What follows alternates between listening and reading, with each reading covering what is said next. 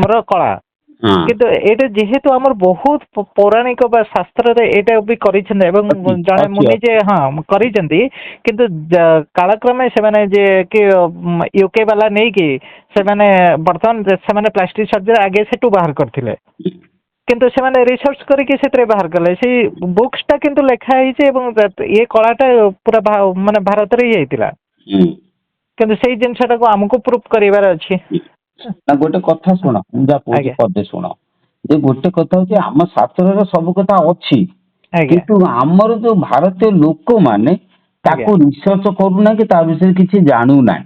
ଆଜ୍ଞା ଆଜ୍ଞା ମୁଁ ତାର ଗୋଟେ ଛୋଟିଆ ମାନେ ଶୁଣା କଥା କହୁଛି ଶୁଣ ତମକୁ ଯେ ଆଜ୍ଞା ଆମ ଭାରତର 2 ଜଣ ଯାଇଥିଲେ ଫରେନ କୁ ସେ ରିସର୍ଚ୍ଚ କରିବା ପାଇଁ।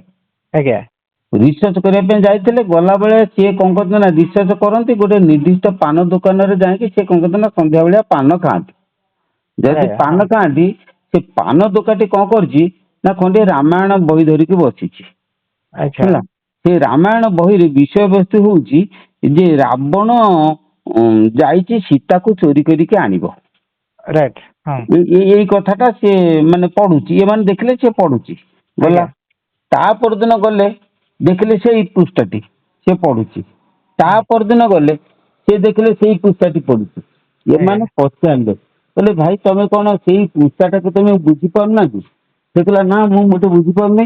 ନା ଆପଣ କିଏ ଯେ ନା ଆମେ ଭାରତୀୟ। ଆମ ଭାରତର ମାନେ ଶାସ୍ତ୍ର ହଉଛି ରାମାୟଣ। ଆମେ ସେଇ ରାମାୟଣକୁ ମାନେ ଆମେ ଜାଣୁ।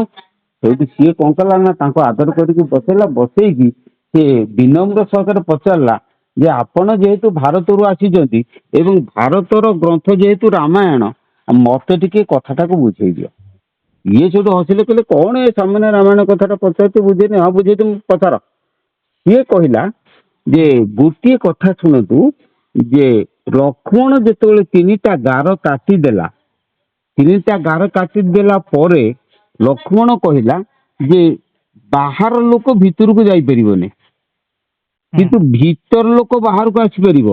ହୁଁ ତେଣୁ ୟାର ରହସ୍ୟ ଟା କଣ ମୁଁ ଜାଣିପାରୁନି। ଯଦି ଜାଣିପାରନ୍ତି ମୁଁ ମୋ ଦେଶ ଚାରିପଟେ 3ଟା ଗାର କାଟି ଦିଅନ୍ତି ବହିଶତରୁ ମୋ ଦେଶ ଭିତରକୁ ଆସିପାରନ୍ତିନି କିନ୍ତୁ ଆମେ ବାହାରକୁ ଯାଇ ତାଙ୍କୁ ମାରନ୍ତୁ। ଚିନ୍ତା କରି ଦେଖ ସେଠି ଏମାନେ କହିଲେ ଆରେ ଗୋଟେ ପାନ ଦୋକାନୀର ଚିନ୍ତାଧାରା ଟା କେତେ। ରାଇଟ୍ ରାଇଟ୍ ତେଣୁ ଏଇ ଚିନ୍ତାଧାରା ଟା ଆମେ ମଧ୍ୟ କରିପାରୁନାହାନ୍ତି। ଆମେ ଚିନ୍ତା କରୁନାହାନ୍ତି କି ଆମେ ରିସର୍ଚ୍ଚ କରୁନାହାନ୍ତି। ରାଇଟ୍ ରାଇଟ୍ ତେଣୁ ମୁଁ ମୋର କହିବା କଥା ହଉଛି ଯୋଉ ଭାଗବତକୁ ମୁଁ ରିସର୍ଚ୍ଚ କରୁଛି ମୁଁ ଏଇଭଳି ହିସାବରେ ମୁଁ ରିସର୍ଚ୍ଚ କରିକି ମୁଁ ତାର ଆଜ୍ଞା ଜିଷ୍ଟ ଗୁଡାକ ସବୁ ବାହାର କରୁଛି। ଆଜ୍ଞା ଆଜ୍ଞା ଟୋଟାଲ କଥାଟାକୁ ବାହାର କରୁଛି କଣ ବୁଝିଲେ ନା। ଆଜ୍ଞା ଆଉ ଗୋଟେ କଥା ତମକୁ କହୁଛି ଶୁଣ ଯେ ଆଜ୍ଞା ଆମର ସେଇ ଭାଗବତରେ ଲେଖା ହେଇଛି ଯେ ଆଜ୍ଞା ଯେତେବେଳେ 7 ମାସରେ ଶିଶୁଟି ସେ ଚେତନା ପ୍ରାପ୍ତ ହୁଏ ଶରୀର ଆଜ୍ଞା ପୂର୍ଣ୍ଣାଙ୍ଗ ହେଇଯାଏ ପିଲାଟି ଚେତନା ପ୍ରାପ୍ତ ହୁଏ ସେତେବେଳେ କଣ ହୁଏ ନା ସେ 7ରୁ 9 ମାସ ଭିତରେ ସିଏ କଣ କରେ ନା ସେଇ ଗର୍ଭ ଭିତରେ ଭଗବାନଙ୍କୁ ପ୍ରାର୍ଥନା କରେ। ତେଣୁ ବୁଝିଲି ଭଗବାନ ଆସିଲେ କୋଉଠି ସେଠୁ ଶୁଣ ଭଗବାନ ତ ଅଛନ୍ତି ଚାରିଆଡେ ଭଗବତ ଶକ୍ତି ରହିଛି। ଆଜ୍ଞା ଶିଶୁଟି କେମିତି ଦର୍ଶନ କଲା ତାର କଣ ସାଇଣ୍ଟିଫିକ କଜ ଅଛି କଣ ଆଜ୍ଞା ବୁଝିପାରୁଛ କି ତାର ବୁଝିଲି ସାଇଣ୍ଟିଫିକ କଜ ହଉଛି ଯେ ଆମ ଶରୀରର ଯୋଉ ଆକାର ସେଇ ଆକୃତିର ଗୋଟେ ସୂକ୍ଷ୍ମ ଶରୀର ଆମର ଭୂ ମଧ୍ୟ କେନ୍ଦ୍ରରେ ପ୍ରକାଶ ପାଏ। ତାକୁ ଆମେ କୁହନ୍ତି ବିରାଟ ପୁରୁଷ। ଆଚ୍ଛା ସେ ବିରାଟ ପୁରୁଷର ଶିଶୁର ଆକୃତି ଯାହା ତାର ଆକୃତି ସେଇଆ। ଶିଶୁ ଯଦି ମଣିଷ ହୁଏ ତାର ଆକୃତି ମଣିଷ। ଶିଶୁ ଯଦି ଗାଈ ହୁଏ ତାର ଆକୃତି ଗାଈ। ଶିଶୁ ଯଦି ଛେଳି ହୁଏ ତାର ଆକୃତି ହଉଛି ଛେଳି। ଚଳେ ତେଣୁ ଶିଶୁର ଶରୀରର ପ୍ରତିବିମ୍ବ ଟା ତାର ଆଜ୍ଞା ଭ୍ରୁ ମଧ୍ୟ କେନ୍ଦ୍ରରେ ପ୍ରତିଫଳିତ ହୁଏ ଚେତନାତ୍ମକ ଶକ୍ତିରେ। ଆଜ୍ଞା ଯଦି ପ୍ରତିଫଳିତ ହୁଏ ଶିଶୁ ଯେତେବେଳେ ଚେତନା ପାଏ ତା ଭ୍ରୁ ମଧ୍ୟ କେନ୍ଦ୍ରରୁ ସେ ଶକ୍ତିଟି ଆବିର୍ଭୂତ ହେଇକି ବାହାରେ ତାକୁ ଦୃଶ୍ୟମାନ ହୁଏ। ଯୋଉ ରୂପଟି ତ୍ରିକୁଟରେ ଥାଏ ସେଇ ରୂପଟି ତାକୁ ଦେଖାଯାଏ। ଶିଶୁଟି ଯଦି ମଣିଷ ହେଇଥିବ ସେ ମଣିଷ ରୂପରେ ସେ ରୂପଟାକୁ ସୂକ୍ଷ୍ମସ୍ୱର ଦେଖାଯାଏ। ଶିଶୁ ତ ବୁଝିପାରେ ନା ଶିଶୁ କଣ କରେ ନା ଭାବେ ଇଏ ହଉଛି ସ୍ଵୟଂ ନାରାୟଣ ବା ସ୍ଵୟଂ ଭଗବାନ। ବୁଝିଲ ଆଚ୍ଛା ସେଇଠି ସିଏ ତାଙ୍କୁ ପ୍ରାର୍ଥନା କରେ। ପ୍ରାର୍ଥନା କରେ କଣ ମାନସ ଶକ୍ତି ମନରେ ଚିନ୍ତା କରେ। ଚିନ୍ତା କରିବା ଦ୍ଵାରା ସେ ତାହାକୁ ଯାହା ଯେମିତି କଥା ଆମର ଭାରତୀୟ ଦର୍ଶନ ଅଛି ସେ ସବୁ ଗର୍ଭ ଉବାଚ ସେ ତାକୁ ପଚାରେ ସେ ତାକୁ ବୁଝାଏ ଯୋଉ କଥା ଗୁଡା ସବୁ ଲେଖା ଅଛି କିନ୍ତୁ ତାର ବିଜ୍ଞାନ ଟା ହଉଛି ଏଇଟା ଆଚ୍ଛା। କିନ୍ତୁ ଏଇ ବିଜ୍ଞାନଟା କୌଣସି ବହିରେ ନାହିଁ। ବହିରେ କେବଳ ଅଛି କଣ ନା ସେ ଭଗବାନଙ୍କୁ ପ୍ରାର୍ଥନା କରେ। କିନ୍ତୁ ବିଶ୍ୱର ବାବା କହୁଛନ୍ତି ସେ ଭଗବାନ ଆସିଲେ କୋଉଠି, ଆବିର୍ଭୂତ ହେଲେ କେମିତି, ପ୍ରାର୍ଥନା କଲା କେମିତି, ଆଜ୍ଞା। ସେଇଟା ହଉଛି ଆମର ରିସର୍ଚ୍ଚ। ହୁଁ ହୁଁ ସେଇଭଳି ହୁଁ ପ୍ରକାରର ଯେ ମୁଁ ତ ପାଉନି ଲୋକ କେହି, ଯଦି କେଇଭଳି ଲୋକ ମୋ ପାଖକୁ ଆସେ ମୁଁ କହିବି ତମେ ଦେଖ, ତମେ ରିସର୍ଚ୍ଚ କର। ଆଜ୍ଞା। ରିସର୍ଚ୍ଚ କରି ମୁଁ ଗୋଟେ କଥା କହିବି ଆଜ୍ଞା। ହଁ କୁହ। ମୁଁ ଏ ପ୍ରବଚନ ଶିଖିବାକୁ ଗୋଟେ ଜାଗାକୁ ଯାଉଥିଲି, ହୁଁ ବୁଝିପାରିଲେ। ଏ ତ ରିସେଣ୍ଟଲି ମାନେ ବେଶୀ ବି ନାହିଁ, ଏ 1 month ହେଲେ ମୁଁ ଯାଉଛି। ହୁଁ କିନ୍ତୁ ମୁଁ ଆଗେ ଫାଷ୍ଟ ପଚାରିଲି, ଯେହେତୁ ମୋର ବ୍ୟାକଗ୍ରାଉଣ୍ଡ ହଉଛି ସାଇନ୍ସ ହୁଁ ଏବଂ ତ ପ୍ରତ୍ୟେକ ଜିନିଷରେ ଆମକୁ ପ୍ରୁଫ ଦରକାର। ହୁଁ ଆପଣ ତ ଜାଣିଥିବେ ସାଇଣ୍ଟିଫିକ ଇଏରେ ମାନେ ସବୁ ପିଲା ବୋଧେ। ତାପରେ ମୋର ମାଇଥୋଲୋଜି ଜ୍ଞାନ ପୁରା ଜିରୋ ଆଜ୍ଞା। ମୁଁ ସବୁବେଳେ ସରେଣ୍ଡର କରିଯାଏ, ମୁଁ କାରଣ ଏ ବିଷୟରେ ମୁଁ ଜାଣିନଥିଲି। ହୁଁ ତାପରେ କାଲି ମୁଁ ଯାଇକି ଆପଣଙ୍କୁ ପଚାରିବି କାହିଁକି ଏମିତି ଗୋଟେ ସିଚୁଏସନ ଆସିଲେ ମୁଁ ଏ ଲାଇନକୁ ଆସିଲି କହିଦେବି, ଠିକ ଅଛି। ତ ମୁଁ ତାଙ୍କୁ ସେଇ କଥା ଯେତେବେଳେ ପଚାରିଲି, ମୁଁ କହିଲି ଆକ୍ଚୁଆଲି ପ୍ରଥମ ଯୋଉ ସୃଷ୍ଟି ହେଲା, ଯେତେବେଳେ ପ୍ରଥମେ ମାନେ ସୃଷ୍ଟି ହେଲା, ମତେ ଯେତେବେଳେ କହିଲେ ଆମର ଏମିତି ଇଏ ସଂସାର ଯେତେବେଳେ ସୃଷ୍ଟି ହେଲା ଇଏ, ମୁଁ ସେଇ ସୃଷ୍ଟିଟା କୋଉଠି ହେଲା କେମିତି ହେଲା ମୁଁ ସେଇଟାକୁ ଜାଣିପାରୁନି। ଶୁଣ, ସୃଷ୍ଟି କୋଉଠି ହେଲା କେମିତି ହେଲା ଯଦି ଜାଣିବା ପାଇଁ ତମେ ଚାହୁଁଛ ହେଲା, ଆଜ୍ଞା ଶ୍ରୀମଦ୍ ଭାଗବତମ ତୃତୀୟ ସ୍କନ୍ଧ 26 ଅଧ୍ୟାୟ ପଢ। ଆଜ୍ଞା। ଆଉ ଶ୍ରୀମଦ୍ ଭାଗବତମ ଏକାଦଶ ସ୍କନ୍ଧ 24 ଅଧ୍ୟାୟ ପଢ। ଆଜ୍ଞା। ଶ୍ରୀମଦ୍ ଭାଗବତମ ଦ୍ୱିତୀୟ ସ୍କନ୍ଧ 5ମ ଅଧ୍ୟାୟ ପଢ, ଆଚ୍ଛା 6ଠ ଅଧ୍ୟାୟ ପଢ। ଏଇଗୁଡାକ ପଢିଲେ ତମେ ସୃଷ୍ଟି ବିଷୟରେ ଜାଣିପାରିବ ସବୁ। ଆଚ୍ଛା ଏବଂ ଆଚ୍ଛା ଖାଲି ଆଚ୍ଛା ସେତିକି ନୁହେଁ, ତାକୁ ପଢିବ, ଶ୍ଲୋକକୁ ବୁଝିବ, ତାର ଅର୍ଥକୁ ବୁଝିବ, ନିଜ ହୃଦୟରେ ଭାବିବ, ତେବେ ଯାଇ ସୃଷ୍ଟି ରହସ୍ୟ ଜାଣିପାରିବ। ହେଲା। ପ୍ରତ୍ୟେକ ଜିନିଷରେ ଆଜ୍ଞା ଆଜ୍ଞା। କାଲି ଗଲେ କଥା ହବ ଆଉ। କପିଳ ଆଜ୍ଞା ମହର୍ଷି ମା ଦେବହୂତି କି ଯୋଉ କଥା କହିଛନ୍ତି କେମିତି ବିଶ୍ୱ ସୃଷ୍ଟି ହେଲା, ସେ ଆଚ୍ଛା ବିଷୟରେ ଯଦି ରିସର୍ଚ୍ଚ କରିବ କର ହେଲା। ଆଜ୍ଞା ଆଜ୍ଞା ବର୍ତ୍ତମାନ ଗୋଟେ କଥା ଦେଖ ଯେ ସମୟ କାହାକୁ କୁହାଯାଏ ହେଲା, ତା ବିଷୟରେ ମୁଁ ବହୁତ ଦିନ ପର୍ଯ୍ୟନ୍ତ ସନ୍ଦେହାନ ଅଛି।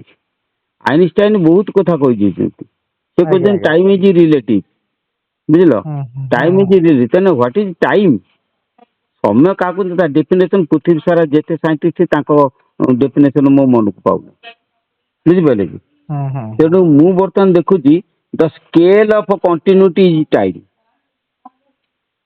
ବୁଝିପାରିଲ ନା, ଏଟା ମୋ ଥିଓରି, ମୋ ଡେଫିନେସନ। ଆଚ୍ଛା ଦ ଆଚ୍ଛା ଆଚ୍ଛା ସ୍କେଲ ଅଫ କଣ୍ଟିନ୍ୟୁଟି, ହୁଁ ହୁଁ କାରଣ ଗୋଟେ ଚାଲୁ ଅବସ୍ଥାର ମାପକାଠିକି ଆମେ ସମୟ ବୋଲିକି କହିବା। ଆଇଦର ରେଷ୍ଟ ଅର ମୋସନ। ଗୋଟେ ବସ୍ତୁ ରହିଥାଉ ବା ଗତି କରୁଥାଉ, ତାର କଣ୍ଟିନ୍ୟୁଟି, ତାର ଚାଲୁ ଅବସ୍ଥାଟାକୁ, ରହିବାର ଚାଲୁ ଅବସ୍ଥାଟା ଯେତିକି ସମୟ ସେ ରହିଲା, ତାର ମାପକକୁ ଆମେ କେବଳ କହିବା ସମୟ। ଗୋଟେ ବଲକୁ ଫୋପାଡ଼ି ଦେଲେ ସେ ଯେତେ ସମୟ ଚାଲିଲା, ସେ ଚଳତ କଣ୍ଟିନ୍ୟୁଅସ ଅବସ୍ଥା, ଚଳତ ଅବସ୍ଥାଟାକୁ ଆମେ ସମୟ ବୋଲି କହିବା। ସମୟ ହଉଛି ଗୋଟେ ଅପେକ୍ଷା କରିବା କ୍ଷମତା। ସେ ପ୍ରତ୍ୟେକ କାର୍ଯ୍ୟ ବା ଅକାର୍ଯ୍ୟକୁ ସେ ଅପେକ୍ଷା କରେ ଏବଂ ସେ କାର୍ଯ୍ୟ ଏବଂ ଅକାର୍ଯ୍ୟ ସହିତ ସେ ଜଡ଼ିତ। କାର୍ଯ୍ୟ ନହେଲେ ସମୟ ନାହିଁ ବା ଅକାର୍ଯ୍ୟ ସ୍ଥିର ନହେଲେ ବି ସମୟ ନାହିଁ। ତେଣୁ କଣ୍ଟିନ୍ୟୁଟି ଯୋଉ ଜାଗାରେ ନାହିଁ ସେ ଜାଗାରେ ସମୟ ନାହିଁ। କଣ ବୁଝିପାରିଲେ ନା? ଆଜ୍ଞା ଆଜ୍ଞା କଣ୍ଟିନ୍ୟୁଟି ଅବସ୍ଥା ଯେ ପର୍ଯ୍ୟନ୍ତ ରହିବ ସେ ପର୍ଯ୍ୟନ୍ତ ଆଜ୍ଞା। ସମୟ ଅଛି। ମୁଁ କହିଲି କଣ୍ଟିନ୍ୟୁଟି ବାବା ଅଛି ଆପଣ ବହୁତ ରିସର୍ଚ୍ଚ କରିଛନ୍ତି। ନା, ସେଇଥିପାଇଁ ବା ଏବଂ ଆଜ୍ଞା ତେଣୁ ଟାଇମ ଇଜ ରିଲେଟିଭ। ଆଜ୍ଞା ଆଜ୍ଞା ଆଇନଷ୍ଟାଇନ କହିଛନ୍ତି, ଭୁଲ କହିନାହାନ୍ତି। କାରଣ ତମେ ଶୁଣ, ଆମେ ଛୋଟ କଥା ବୁଝିବା। ଆଜି ବୁଝ ଯେ ଗୋଟେ କଥା ହଉଛି ଯେ ମୁଁ ଗୋଟେ କୋଦାଳ ଧରିକି ହାଣୁଛି, ମୁଁ ଯେତିକି ସମୟ କଣ୍ଟିନ୍ୟୁ କଲି ହାଣିବାଟା, ସେଇଟା ହିଁ ଟାଇମ। ସେଟା ଟାଇମ। ଆଉ ତେଣୁ ଟାଇମ ଟା ନିର୍ଭର କଲା କାହା ଉପରେ? ମୋ ହାଣିବା ଉପରେ ନା ଆଉ। ହାଣିବା ଉପରେ। ତେଣୁ ବର୍ତ୍ତମାନ ଏଠି ଟାଇମ ଯଦି ରିଲେଟିଭ ହେଲା, ମୋ ହାଣିବାଟା ହେଲା ଆବସୋଲୁଟ। ଆଚ୍ଛା। କାହିଁକି ନା ମୁଁ ହାଣିଲି ଯେତେବେଳେ, ମୋ ହାଣିବା କଥାଟା ଉପରେ ସମୟ ନିର୍ଭର କରୁଛି, କିନ୍ତୁ ସମୟ ଉପରେ ମୋ ହାଣିବାଟା ନିର୍ଭର କରୁନି।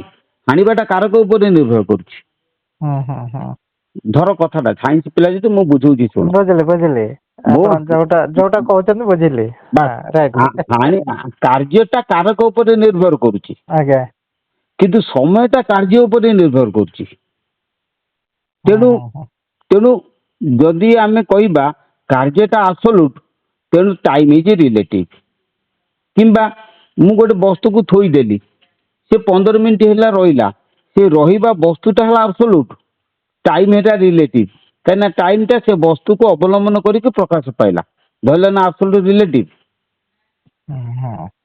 ଆଚ୍ଛା, ଯଦି ଏଇଟା ସତ ହେଲା, ଯେତେବେଳେ ବିଶ୍ୱ ପ୍ରଳୟ ହେଇଯାଏ ସେତେବେଳେ ଯୋଡ଼ିଏ ଜିନିଷ ରହେ, ଆଇନଷ୍ଟାଇନ କହୁଛନ୍ତି କ'ଣ?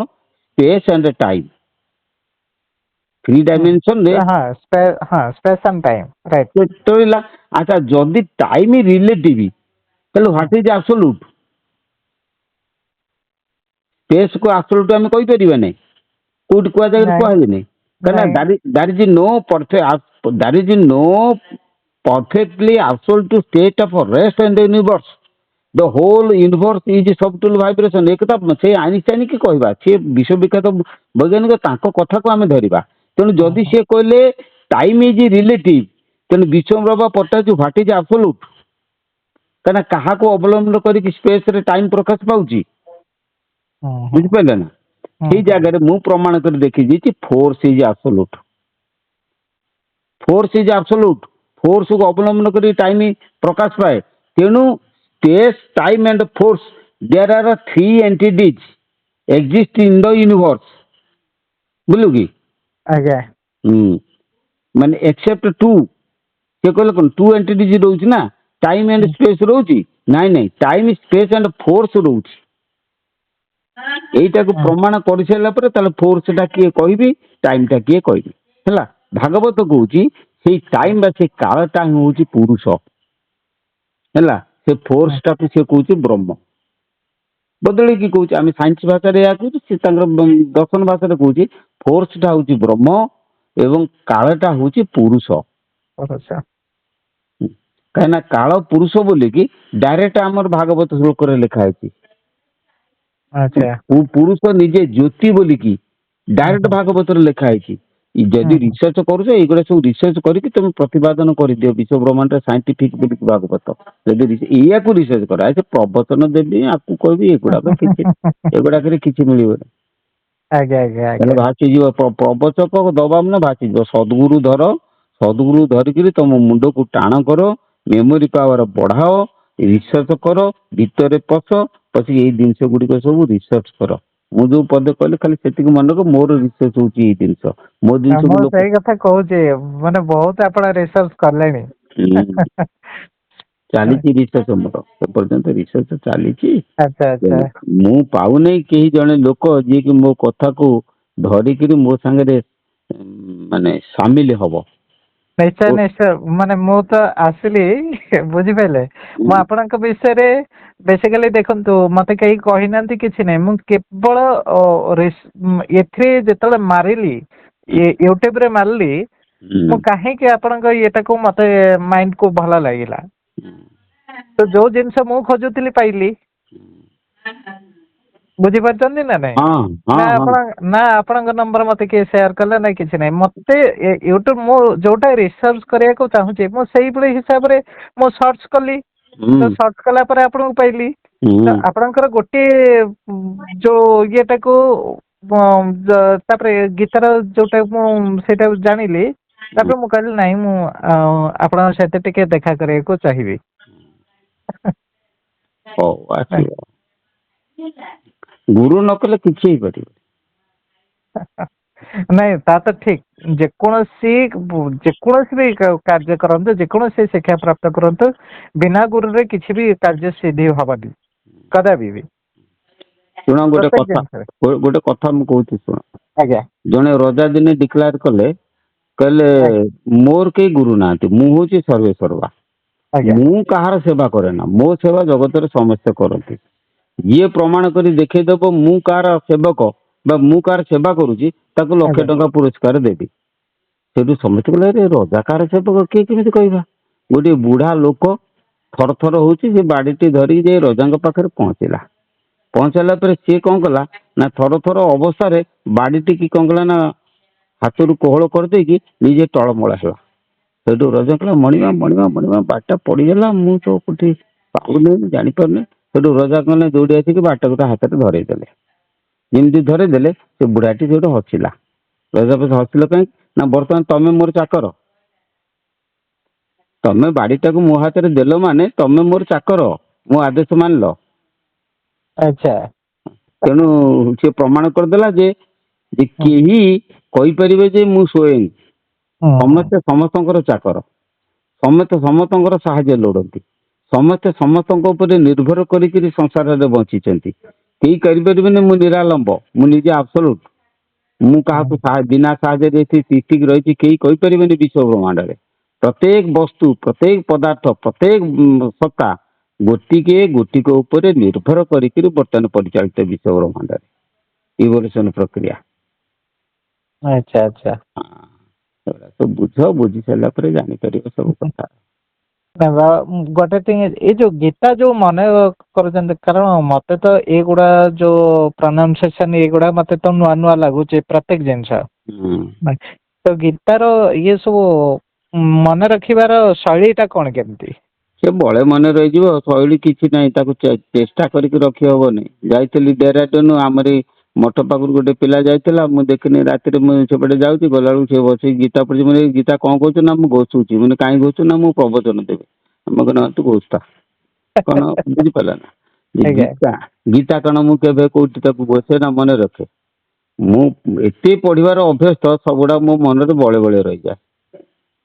କଣ ହଁ, ପ୍ରତ୍ୟେକ ସବୁବେଳେ ପଢି ପଢି ପଢି ପଢି ୟାଦ ରହିଯାଏ ନା। ବାରମ୍ବାର ପଢ, ତାକୁ ବୁଝ, ବୁଝୁ ତାର ଗୀତାର ରହସ୍ୟ ଗୁଡାକ ଗୁରୁଙ୍କର ଆଶୀର୍ବାଦ ହେଲେ ବଳେ ସବୁ ଜାଣିପାରିବ। ଆଜ୍ଞା ଆଜ୍ଞା। ଗୁରୁଙ୍କ ଆଶୀର୍ବାଦ ମୁଁ ନହେଲେ ପ୍ରକୃତ ଅର୍ଥ ବୁଝି ମୁଁ ହବ। ଯିବି, ଆପଣଙ୍କୁ ବହୁତ ଡିଷ୍ଟର୍ବ କରିବି। ଠିକ ଅଛି। ହଁ। ଆଜ୍ଞା ଆଜ୍ଞା ଆଜ୍ଞା। ରହୁଛି ବାବା, ହଁ। ପ୍ରଣାମ ପ୍ରଣାମ।